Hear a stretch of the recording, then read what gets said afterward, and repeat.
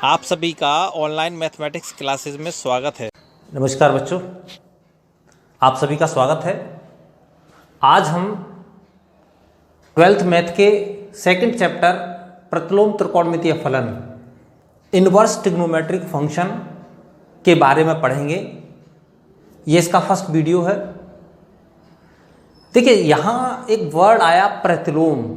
त्रिकोणमितीय फलन तो हम 9th 10th में भी पढ़े, 11th में भी पढ़े, लेकिन यहाँ प्रतिलोम जो हमने फर्स्ट चैप्टर में पढ़ा था इनवर्स के बारे में, किसी फलन का इनवर्स, ये वही वर्ड है कि हम किसी फलन का इनवर्स ज्ञात कर रहे हैं या ज्ञात करना चाह रहे हैं, तो उसकी एक बाउंडेशन थी। क्या बाउंडेशन थी? कि किसी फलन f x/y या a/b का इनवर्स हमेशा संभव नहीं हुआ करता था। उसकी कंडीशन थी कि अगर फलन f x/y, ये प्रांत है इसका और ये इसका सहप्रांत है, सहप्रांत, अगर ये फलन एक ही आच्छादक है, माने कैसा है, एक ही आच्छादक, तो ही इसका इनवर्स संभव होगा, माने इसका प्रतिलोम संभव होगा।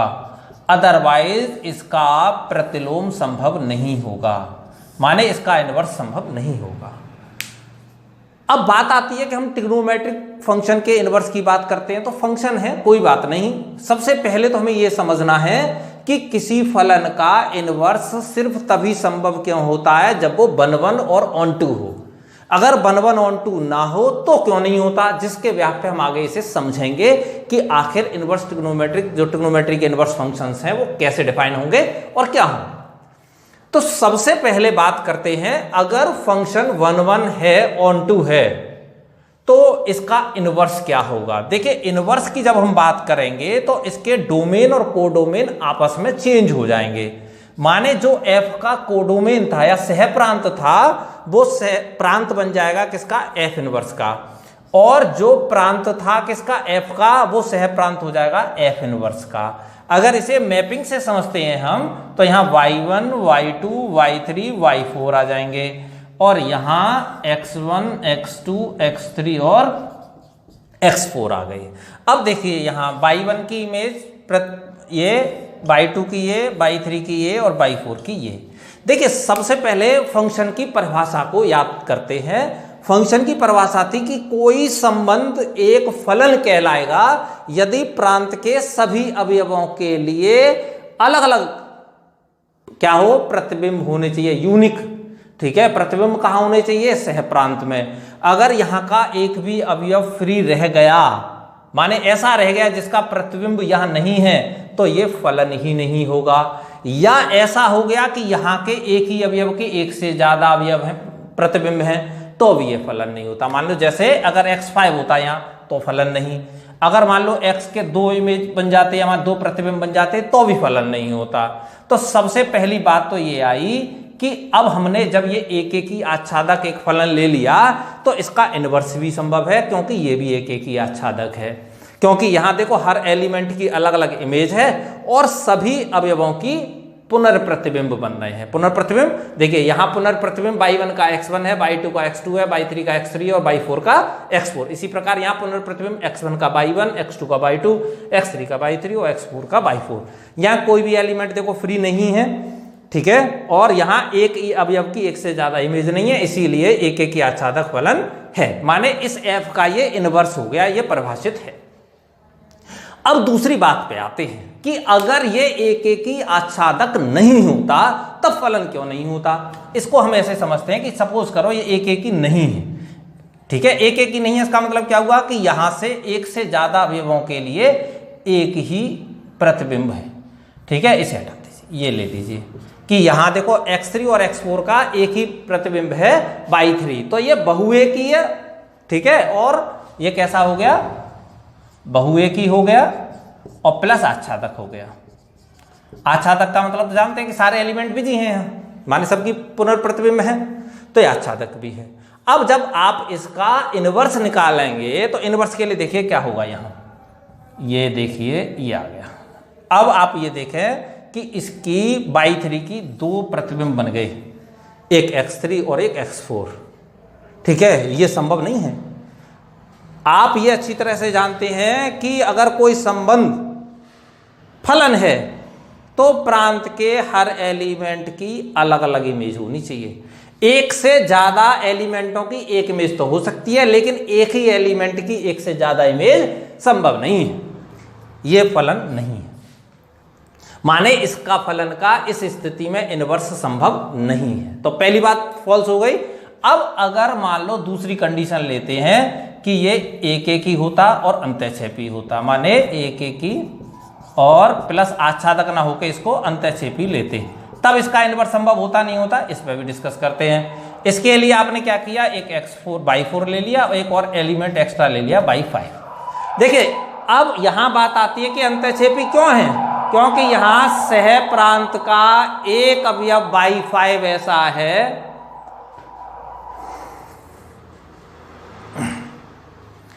अब दूसरी बात करते हैं कि अगर फलन एक एक ही अंतःक्षेपी है तब इसका प्रतिबिंब जो प्रतिलोम है वो संभव होगा नहीं होगा। देखो आपने क्या किया, इसको अंतःक्षेपी बनाने के लिए एक अवयव एक्स्ट्रा ले लिया /5 जिसका पुनर्प्रतिबिंब यहां नहीं है। अब जब हम इसका प्रतिलोम निकालेंगे, इनवर्स निकालेंगे, तो ये तो बन जाएगा कोडोमेन इसका, माने जो सहज प्रांत था वो प्रांत बन गया और जो प्रांत था वो सह प्रांत बन गया। अब इस स्थिति में आप देखेंगे कि यहां क्या होगा, देखिए ये /4 का इससे हो गया, लेकिन यहां का जो /5 था इसका तो पुनर्प्रतिबिंब है ही नहीं, ये तो खाली रह गया। यहां किससे कनेक्ट करें इसको, कोई नहीं है, तो ये भी फलन नहीं है। माने इस स्थिति में भी जब फलन एक एक ही अंतःक्षेपी हो तो भी इसका इनवर्स या प्रतिलोम संभव नहीं होता है। तो ये बात तो आपके पहले समझ में आई कि अगर हमें प्रतिलोम की बात करनी है तो पहले फलन एक एक ही आच्छादक होना चाहिए। माना f such that a to b एक फलन है जिसका प्रांत a है और सह प्रांत b है, तब इसका प्रतिलोम फलन f inverse b to a होगा जिसका प्रांत b हो जाएगा और सह प्रांत a हो जाएगा, माने इंटरचेंज हो जाएंगे। इसी को हम त्रिकोणमितीय फलन y sin x से समझते हैं। ये y sin इनवर्स x हो जाएगा ये ग्राफ, और ये y sin x का ग्राफ है। कैसे आएगा ये समझें। ये जो पॉइंट हैं 0, π, 2π, इधर -π, -2π, ये वो सभी पॉइंट हैं जिन पर साइन की वैल्यू 0 होती है। कितनी होती है, 0 होती है। यहाँ 0, π, 2π और अब इनफाइनाइट तक चलते हैं, इधर भी इधर भी। और यहाँ π/2 sin π/2 +1 sin 3π/2 -1, ऐसे ही sin -π/2 -1 -3π/2 +1, ये आगे पीछे चलते रहेंगे। जब इसका इनवर्स लेंगे तो क्या करेंगे, डोमेन को डोमेन को चेंज करने के लिए यहाँ क्या करना है, एक्सिस को चेंज करना है। एक्स एक्सिस को बाई एक्सिस को आपस में चेंज कर देंगे। इससे क्या होगा कि ये देखिए ऊपर 0, π, 2π पॉजिटिव वाले और ये नेगेटिव वाले नीचे आ गए। अब आप यहां देखें कि इसका जो डोमेन और कोडोमेन था वो आपस में चेंज हुआ। कैसे कि यहां जो x की वैल्यू थी वो 0 से लेकर 1 तक आ रही है या -1 तक आ रही है। ये देखिए ये 1 वाला -1 वाला पॉइंट हो गया, ये +1 वाला पॉइंट हो गया, क्योंकि यहाँ x की वैल्यू यहाँ तक है, ये यहाँ तक है। ये 1, 0 पॉइंट होगा, x एक्सिस पर कर लेंगे, +1, 0 ले लीजिए इसे, और ये -1, 0 होगा। तो यहां देखिए सारे पॉइंट -1 वाले आएंगे, यहां सारे पॉइंट +1 वाले आएंगे। माने जो इसका डोमेन था, माने प्रांत था, वो उसका सह प्रांत बन गया, और जो उसका सह प्रांत था वो इसका प्रांत बन गया। अब एक और समस्या थोड़ी सी यहां आती है कि यहां देखिए इंटरवल डिवाइड हो रहे हैं। जैसे -π/2 से लेकर +π/2 तक देखें तो वैल्यू -1 से लेकर +1 तक आ रही है। फिर आगे देखते हैं π/2 से लेकर 3π/2 में भी +1 से -1 आ रही है। फिर आगे देखेंगे फिर ऐसे ही होगा, ऐसे पीछे लौटेंगे तो फिर देखिए -1 से +1, -π/2 से -3π/2, फिर पीछे चलेंगे फिर ऐसे ही। इसका मतलब क्या हुआ कि ये अलग अलग इंटरवल में जो sin x का मान है वो सेम रिपीट हो रहा है, सेम रिपीट हो रहा है। अब इसका मतलब ये हुआ कि अगर हम यहाँ x की वैल्यू जैसे 30 ली तो sin 30 का मान 1/2 आया।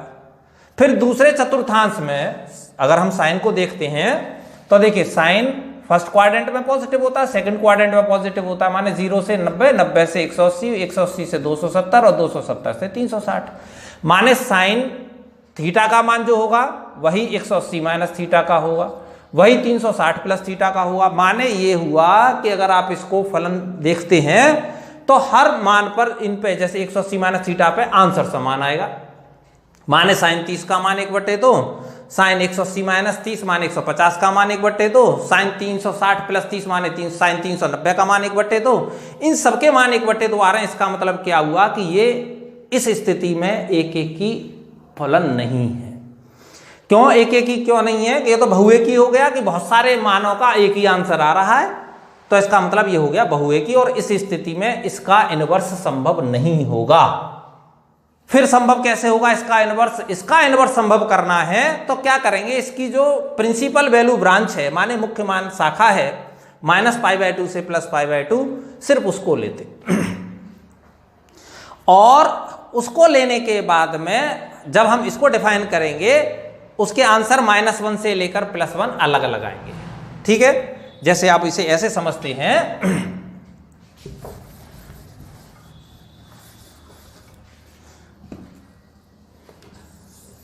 y = sin x, यहां आपने -π/2 से +π/2 लिया, इसके आंसर क्या आएंगे -1 से लेकर +1 के बीच में। यहां आप चेंज करेंगे, इनके डिफरेंट डिफरेंट आंसर आते जाएंगे। तो इसका इस स्थिति में इनवर्स जब हम करेंगे तो वो इनवर्स भी इसका पॉसिबल होगा। अब आप इसे देखें, इसका इनवर्स जब फाइंड करेंगे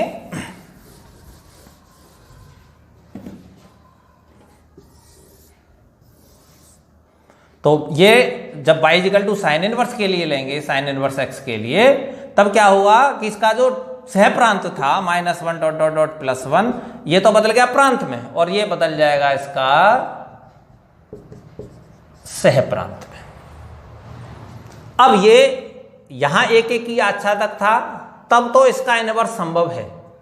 अगर ये एक एक ही आच्छादक नहीं ले रहे थे, माने ऐसे ही और भी अंतराल ले लेते, तो उन सबके लिए आंसर सेम आता। और जब वापस हम लेते रेंज, कोई हमें तो मजबूरी थी, रेंज तो लेनी पड़ेगी, तब तो सेपरान नहीं ले सकते। और जब इनवर्स निकालेंगे तो उस कंडीशन में क्या होता कि एक ही एलिमेंट की बहुत सारी इमेज आ जाती, माने बहुत सारे प्रतिबिंब आ जाते इनवर्स लेने पर। क्योंकि यहाँ क्या होता, जैसे हम अभी कह रहे थे कि 1/2 ले लिया आपने, तो 1/2 का जो प्रतिबिंब होता वो 30 भी होता, 150 भी होता, 390 भी होता, माइनस में भी ऐसे बहुत सारे होते, प्लस में भी बहुत सारे होते। और इस स्थिति में ये इनवर्स संभव नहीं होता, एग्जिस्ट नहीं होता। इसीलिए हमें ये जरूरी है कि अगर हम त्रिकोणमितीय फलनों का आप प्रतिलोम ज्ञात करना चाहते हैं तो हमें हर एक त्रिकोणमितीय फलन की सिर्फ मुख्य मान शाखा वाले जो मान हैं उन्हीं को लेना है, माने जो प्रिंसिपल वैल्यू ब्रांच वाले मान हैं उन्हीं को लेना है थीटा के। और एक बात और ध्यान रखते हैं कि जितने भी मुख्य मान शाखा के मान होते हैं x के, उन सभी के लिए जो आंसर आएंगे वो साइन इनवर्स x के मुख्य मान या प्रिंसिपल वैल्यू कहलाते हैं। इन्हें अब हम टेबल से समझते हैं, इनके मानों के लिए हम टेबल बनाते हैं। पहले हम त्रिकोणमितीय फलनों की सारणी के बारे में समझेंगे, उसके बाद हम प्रतिलोम त्रिकोणमितीय फलनों की सारणी के बारे में अध्ययन करेंगे। इसमें क्या है, सबसे पहले फलन लेंगे, फिर यहां इनका प्रांत, मुख्य मान शाखा और इसके बाद रेंज। सबसे पहले फलन लिया हमने साइन एक्स। साइन एक्स का जो प्रांत होता है वो वास्तविक संख्या या -∞ से +∞। ये लिखने का तरीका है, आप चाहे ऐसे लिख लीजिए या ऐसे लिख लीजिए, अर्थ दोनों का एक ही है, दोनों का कोई अलग अलग अर्थ नहीं है। मुख्य मान शाखा साइन की -π/2 से लेकर +π/2 होती है। ये हमने साइन के ग्राफ में बताया था कि दोनों में आप ऐसे बहुत सारे अंतराल थे, लेकिन हमने उनमें किस अंतराल को लिया था, -π/2 से +π/2। ऐसे ही सभी त्रिकोणमितीय फलनों के ये मुख्य मान शाखा अलग अलग हैं, ये सभी यहाँ डिफाइन की गई है। इसका जो परिसर होता है, रेंज होती है, माने साइन के जो आंसर आते हैं वो -1 से लेकर +1 के बीच में आएंगे। यहां x का मान कोई भी वास्तविक संख्या रख दिया जाए, लेकिन साइन का जो आंसर आएगा वो सिर्फ और सिर्फ -1 से +1 के बीच में होगा। ना तो कभी -1 से छोटा हो सकता है, ना ही +1 से कभी बड़ा हो सकता है। ऐसे ही जब हम cos x की बात करेंगे तो इसका प्रांत भी वास्तविक संख्या या -∞ से +∞ होता है। इसका मुख्य मान शाखा होता है 0 से पाई, परिसर या रेंज इसकी होती है -1 से +1। माने कॉज के आंसर भी -1 से +1 के बीच में लाई करते हैं, ना तो -1 से छोटे हो सकते हैं ना +1 से बड़े हो सकते हैं। तीसरे नंबर पे हम लेते हैं tan x को। tan x के बारे में जो प्रांत है वो वास्तविक संख्याओं के समुच्चय में से विषम π/2 वाले मान निकाल दिए जाते हैं। माने π/2, 3π/2, 5π/2, -k, +k, ये सभी विषम π/2 जितने भी होंगे उन्हें इसमें से निकालेंगे। उसका कारण क्या है कि हम जानते हैं कि tan π/2 अनंत होता है, ऐसे ही tan 3π/2 भी सॉल्व करेंगे तो अनंत आएगा, माइनस में भी करेंगे तब भी अनंत आएगा। तो ये यहाँ डिफाइंड नहीं होता, परिभाषित नहीं होता, इसीलिए विषम π/2 वाले मानों को इस प्रांत में से जो tan x का प्रांत है उसमें से निकाल देंगे। और इस tan का मुख्य मान शाखा, माने जब आप tan के या sin के या इनके जब प्रतिलोम फलन ज्ञात करेंगे तब आपको इनके लिए यही मान लेने हैं प्रांत के, तभी ये इसका एकेकी आच्छादक फलन बनेगा इनका। और जब एकेकी आच्छादक बनेगा तब इनका इनवर्स या प्रतिलोम संभव होगा। इसीलिए ध्यान रखना है कि जब हम इनके इनवर्स फलन के लिए सारणी बनाएंगे तो वहां प्रांत के लिए, ठीक है, इन मानों को लिया जाएगा, ये तो उल्टा हो जाता है, और जब परिसर लिया जाएगा तो इनको लिया जाएगा, ना कि इन्हें, क्योंकि अगर हमने इनको ले लिया तो ये इस हिसाब से एकेकी आच्छादक नहीं बनते हैं। अगर हमें इनवर्स चाहिए तो हमें एक पर्टिकुलर इंटरवल माने अंतराल लेना पड़ेगा, विशेष अंतराल लेना पड़ेगा, और उसके आधार पर ही, माने या हम जैसे अंतराल लिया इसके आधार पर एकेकी आच्छादक हैं, और जब हम इनका उल्टा करेंगे तो इनके प्रतिलोम फलन संभव होंगे। तो ये ध्यान रखना है आपको, इसीलिए मैंने मुख्य मान शाखा साथ में लिखी है इनकी। तीसरा कॉट का, देखिए tan के मान मुख्य मान शाखा -π/2 से +π/2, परिसर कोई भी मान आता है इसका -अनंत से लेकर +अनंत, ऐसा नहीं है कि 1 आए 2 नहीं आए, माइनस आए प्लस आए, सभी आते हैं। सेम ऐसे ही कॉट में जो पाई वाले टर्म है, जैसे पाई कॉट 2, पाई कॉट 3, पाई माइनस में प्लस में, इन पर कॉट परिभाषित नहीं होता है। इसीलिए वास्तविक संख्याओं के समुच्चय में से वो सभी मान निकाल दिए जिन पर कॉट परिभाषित नहीं होता है। इसका मुख्य मान शाखा होता है 0 से पाई, और इसका जो परिसर होता है वो सेम tan की तरह होता है, रियल नंबर या -अनंत से लेकर +अनंत। इसके बाद sec x के लिए जो प्रांत है वो r - विषम π/2 है। विषम π/2 यहां क्यों निकाले कि हम जानते हैं कि cos π/2 की वैल्यू 0 होती है और sec cos का उल्टा होता है। जिन मानों पर cos 0 होगा उन मानों पर sec 1/0 अनंत हो जाएगा, माने sec जो फलन है वो परिभाषित नहीं होगा किन मानों पर, विषम π/2 वाले मानों पर। इसीलिए इसके प्रांत में विषम π/2 नहीं आते हैं। इसका मुख्य मान ब्रांच या प्रिंसिपल वैल्यू शाखा 0 to पाई क्लोज इंटरवल -π/2, क्यों π/2 पर ये डिफाइन नहीं होता, इसीलिए इसको यहां से निकालना पड़ेगा। cos π/2 0, 1/cos π/2 माने 1/0 अनंत हो जाएगा sec 90 की वैल्यू। इसका जो आंसर है, माने जो परिसर है वो r ओपन इंटरवल -1 से +1। इसका मतलब क्या हुआ कि इसका आंसर -1 से लेकर +1 के मानों को छोड़ दें, ठीक है, माने एक्सेप्ट -1 to +1, ठीक है, ऑल रियल नंबर पॉसिबल्स, माने जितने भी वास्तविक मान है वो सब संभव हैं, सिर्फ -1 से लेकर +1 के मान संभव नहीं होंगे। हाँ, -1 +1 संभव होंगे, ठीक है, -1 +1 तो संभव होंगे, लेकिन उनके बीच के जो मान है, माने -1 से बड़े और +1 से सभी छोटे, ठीक है, इक्वल नहीं, सिर्फ -1 से बड़े और +1 से छोटे मान संभव नहीं होंगे सेक में। कुसेक की जब बात करते हैं तो कुसेक का प्रांत r - n पाई लिया जाता है। n पाई इसलिए ले आता है क्योंकि ये पाई वाले जितने भी पद हैं, पाई 2, पाई 3, पाई 4, पाई 5 पाई, इन पर साइन 0 होता है और कुसेक साइन का उल्टा होता है। तो जिन पर साइन 0 होगा और ऊपर कुसेक अनंत हो जाएगा, इसीलिए इनमें से n पाई वाले मानों को निकाल देते हैं प्रांत के लिए, क्योंकि उन पर परिभाषित नहीं होगा। कुसेक का मुख्य मान शाखा -π/2 से +π/2 -0, 0 हटाना पड़ेगा क्योंकि साइन 0 की वजह से 1/0 अनंत हो जाएगा कुसेक का मान।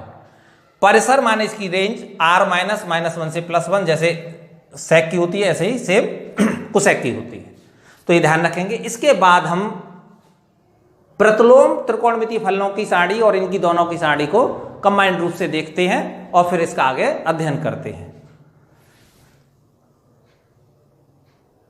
हमें एक बात ध्यान रखनी थी कि रेंज ये आई -1 से लेकर +1, लेकिन हम इनके जब जो प्रांत है, जो रेंज थी वो तो इसमें प्रांत बन गई, लेकिन इनके जब आंसर रखेंगे तो ये ध्यान रखेंगे कि हमें इनमें से सिर्फ वही मान लेने हैं जो मुख्य मान ब्रांच वाले थे। और इसमें मुख्य मान ब्रांच वाले कौन से थे? -π/2 से +π/2। कितने थे? -π/2 से +π/2। तो जो यहां के मुख्य मान ब्रांच वाले जो मान हैं, ठीक है, वो यहां का परिसर बन जाएंगे। ये बन गया इसका परिसर। दोबारा ध्यान समझें, जो इसका मुख्य मान ब्रांच था, जो मैंने भी आपको ग्राफ से समझाया था, वो प्रांत इसका बन गया परिसर। ये परिसर एज इट इज यहां आ गया प्रांत में, क्योंकि अगर ऐसा नहीं करते तो ये एकेकी आच्छादक नहीं हो रहा था इस, और फिर वो फलन नहीं होता। बिल्कुल सेम ऐसे ही इसका भी प्रांत यही है, -1 से लेकर +1, और इसके लिए 0 से लेकर पाई है। इसके मुख्य मान ब्रांच जो है वो कितनी है कॉस के लिए? 0 से लेकर पाई रहती है। अब इसके बाद बात करते हैं tan की। tan का जो पहले परिसर था वो इसका प्रांत बनाओ, -अनंत से लेकर +अनंत। इसकी मुख्य मान ब्रांच क्या होती है tan की? -π/2 से लेकर +π/2। देखिए यहां जब ओपन इंटरवल है तो यहां भी ओपन इंटरवल ही आएगा, यहां क्लोज इंटरवल है तो यहां भी क्लोज इंटरवल आएगा।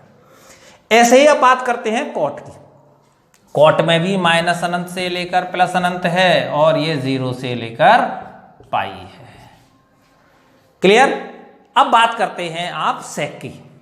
सेक की जब बात करेंगे तो r -1 1, माने r में से निकाला गया है -1 से +1 तक की मानों को, माने ये इसका जो परिसर था वो प्रांत में आया। और अब इसका मुख्य मान ब्रांच क्या था कि 0 से लेकर पाई क्लोज इंटरवल में आएगा। लेकिन एक बात आप जानते हैं, इन दोनों मानों के बीच में π/2 आता है, जिस पर cos 0 होता है और sec इन्फिनिटी हो जाएगा। तो इसमें से आपको π/2 को निकालना पड़ेगा। π/2 को निकाल दिया। अब बात करते हैं कुसेक की। तो कुसेक का देखिए यहां जो प्रांत था, इसका जो परिसर था वो इसका प्रांत बन जाएगा। और अब इसका मुख्य मान ब्रांच लेंगे तो कुसेक का मुख्य मान ब्रांच क्या था? -π/2 से +π/2। लेकिन यहां भी एक बात ध्यान रखनी है आपको कि sin 0 की मान जो है वो 0 होता है, तो कोसेक 0 का मान अनंत हो जाएगा। इसीलिए इसमें से आपको 0 को निकालना पड़ेगा। तो आपको इसके जो मुख्य मान हैं, एक बात मैंने आपको फिर बताई थी कि जो इनके संगत मान आते हैं, ठीक है, जो इसके मुख्य मान ब्रांच के संगत, वो मुख्य मान कहलाते हैं इन इनवर्स त्रिकोणमितीय फलनों के। उनको अब एग्जाम्पल से समझेंगे। इनसे संबंधित मैं आपको एग्जाम्पल देता हूं, इसके उदाहरण देते हैं बच्चों, ठीक है।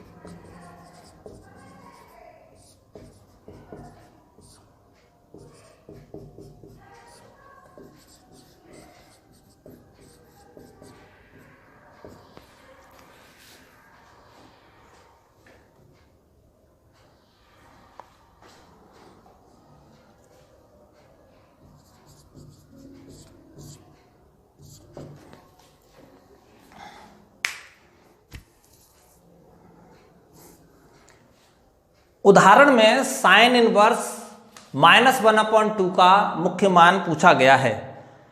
इसमें सबसे पहले आपको क्या करना है बच्चों कि साइन इनवर्स की मुख्य मान शाखा को लिखेंगे। साइन इनवर्स x की मुख्य मान शाखा क्या थी? मुख्य मान शाखा -π/2 से +π/2, या क्या कहें कि ये इसका साइन इनवर्स x का क्या था? परास। तो साइन इनवर्स x का परास लिख लिया। अब साइन इनवर्स x का परास लिखने के बाद में आपको क्या करना है? इसको करना है इस तरीके से सरल कि इसका जो आंसर आए वो -π/2 से +π/2 के बीच के कोणों पर आए। चलिए देखते हैं। साइन इनवर्स 1/2 साइन में किसकी वैल्यू होती है? साइन 30 की, माने π/6 का मान होता है कितना? 1/2। ये माइनस ज्यों की तो। अब आपको पता है कि sine minus theta is equal to sine minus theta is equal to होता है माइनस साइन थीटा। तो अगर आप इस माइनस को यहां कर देंगे तो जो आंसर -π/6 होगा क्या हो जाएगा? Sine inverse sine -π/6। अब आप जानते हैं कि -π/6 इसकी परास में रेंज में आ रहा है। तो चूंकि -π/6 बिलोंग करेगा -π/2 से +π/2 में, इसका मतलब क्या हुआ कि ये इसका मुख्य मान होगा। ठीक है बच्चों।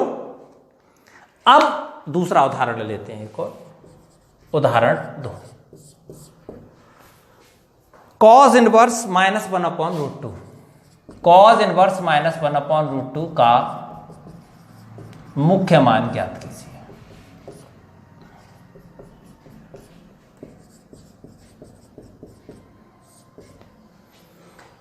इसके लिए फिर आप क्या करेंगे? देखिए, cos इनवर्स x का परास कितना था? 0 to π, या cos इनवर्स x की मुख्य मान ब्रांच क्या थी? 0 to π। वो लिख लेंगे सबसे पहले। माने अब आपको इस तरीके से सॉल्व करना है, इसको हल करना है कि जो आंसर का कोण हो वो 0 से π के बीच में हो। तो देखिए सरल कीजिए। cos इनवर्स -1/√2, cos में वैल्यू होती है 45 माने π/4 की। अब आपको एक बात और पता है कि cos -θ बराबर +cos θ होता है। तो यहां माइनस नहीं कर सकते, लेकिन माइनस हमको हटाना है, तभी ये दोनों एक दूसरे को एलिमिनेट करेंगे, माने हटा सकेंगे। तो इस माइनस को हटाने के लिए cos 180 - θ की मदद लेंगे। उसका कारण क्या है कि cos π - θ बराबर होता है -cos θ। अब आप ये देखें, पाई में से कुछ घट रहा है, तो इसका मतलब ये कितना हुआ? 3π/4। cos inverse cos 3π/4। ये दोनों एक दूसरे को तब हटा सकेंगे जब ये आंसर इसके परास में या रेंज में हो। तो चूंकि 3π/4 बिलोंग कर रहा है cos इनवर्स की रेंज में या परास में, अतः मुख्य मान क्या हो गया? 3π/4। वीडियो देखने के लिए आप सभी का दिल से धन्यवाद।